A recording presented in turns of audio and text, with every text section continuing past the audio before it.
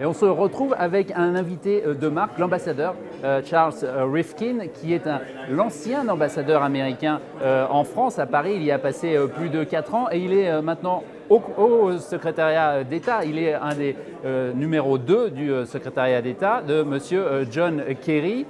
Monsieur l'ambassadeur, merci beaucoup d'être ici. On va faire une interview sans doute en franglish. Votre français est excellent, mais certains des sujets que nous allons aborder, sans doute vous préférez y répondre en anglais, donc ça ne fait aucun problème. Moi, je vais continuer à poser mes questions en français et évidemment, puisque vous êtes en charge des questions économiques, des dossiers économiques, ce qui inclut les sanctions économiques, mais ce qui inclut aussi les négociations internationales, les traités de libre-échange notamment. Et il y a une très importante négociation, en tout cas d'un point de vue européen, qui est en cours en ce moment, c'est le fameux traité de libre-échange transatlantique. On a entendu ce matin ici, c'était très intéressant, Pascal Lamy qui est venu ici, qui a exprimé des inquiétudes sur le fait que l'absence de transparence de ces négociations pouvait créer un rejet populaire finalement et aboutir à une non-adoption de ce traité qui lui il considère comme essentiel évidemment. Est-ce que vous pensez qu'effectivement il y a un problème dans la communication sur ces négociations en cours en ce moment?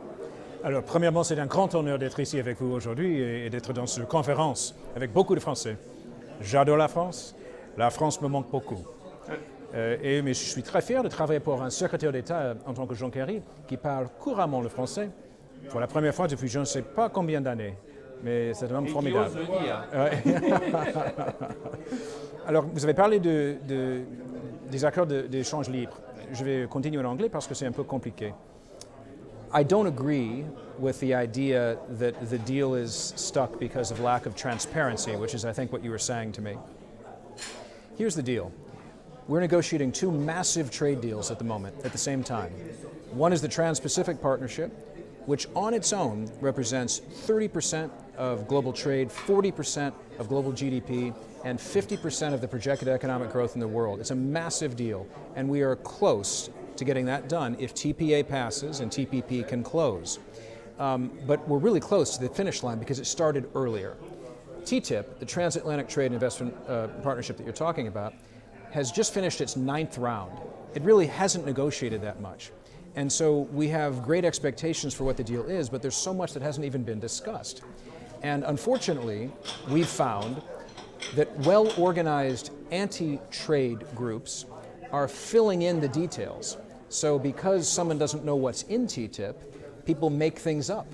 When I was recently in a major European country, without naming which one, the press came to me and they said, Mr. Ambassador, I know that we have a secret document here that shows that if you do TTIP, America will force the privatization of our country's water supply. No, it's not in TTIP. We're not going to make Europeans eat chlorinated chickens. We're not going to export obesity and diabetes and all the other things that people are saying. These are myths. So the answer is, it is the most transparent trade negotiation ever done. It is fully transparent, but there's a lot that hasn't been negotiated. But there is, of course, a lot of mistrust from the public, especially in Europe, but also here, around globalization, and there is reaction to globalization on both sides of the Atlantic anyway. So is it really wise to go ahead? Do we really need that? Couldn't we wait until people have come to terms with this globalization before going even further and faster? See, I disagree with your premise, because globalization is here. Globalization is happening. The question is, how do you want to respond to globalization? And one way to respond is to do partnerships with friends and allies around the world, setting the highest possible standards for trade so that the world rises to that standard. And as long as it's going to be globalized, at least environmental protections will exist and labor protections will exist. And